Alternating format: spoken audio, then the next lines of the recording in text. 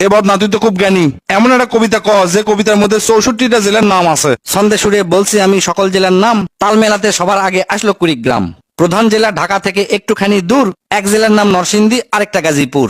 জয়পুরহাট ও লালমনিরহাট দুইটা জেলার নাম, রাজশাহীর নাম উজ্জ্বল করছে মিষ্টি স্বাদের আম। পাহাড় ঘেরা বান্দরবন ও সিলেট খাগড়াছড়ি, ময়মনসিংহের কিশোরগঞ্জে এই লেখকের বাড়ি। নেত্রকোনা সুনামগঞ্জে আছে ধানের মাঠ, সুন্দরবনের কাছে আছে খুলনা বাগের হাট।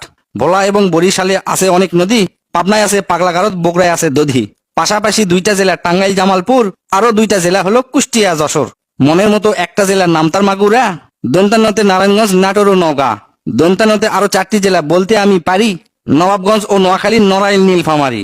গঞ্জদিয়া মানিকগঞ্জ হয় আরো মুন্সিগঞ্জ, গোপালগঞ্জ হয়, হবিগঞ্জ হয় আরো সিরাজগঞ্জ। চাপাই নবাবগঞ্জ কিন্তু গঞ্জদিয়া ভাই, এদের ছাড়া বাংলাদেশে আর কোনো গঞ্জ নাই। রংপুর আর রাঙ্গামাটির নামটা রঙে রাঙা, নামের জন্য আরো সুন্দর চাঁদপুর চুয়াডাঙ্গা। কক্সবাজার নামের জেলা আছে সাগরও পারে, পঞ্চগড়টা পড়ছে বন্ধু দেশের এক কিনারে। ফেনী জেলার নামটা মাত্র 2টা অক্ষর দিয়া, সবচেয়ে বেশি অক্ষর লাগে লিখতে ব্রাহ্মণবাড়িয়া। 6টা অক্ষর লিখতে লাগে মৌলভীবাজার, এদিক থেকে শরীয়তপুর সমান তাহার। শেষের দিকে এসে দেখি বসছে পুরের মেলা, নামের শেষে পুর লাগানো অনেকগুলো জেলা। পুর দিয়ে ভাই শেরপুর আছে পিরোজপুর, মেহেরপুর ও মাদারীপুর আরো দিনাজপুর।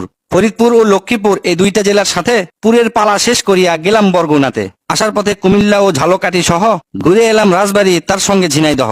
গাইবান্ধার নাম বাদে থাকে আর মাত্র 1 হালি, তাদের মধ্যে একটা জেলার নাম পটুয়াখালী। এখন শুধু বাকি আছে 3টা জেলার নাম, এদের মধ্যে একটা জায়গা হইল চট্টগ্রাম।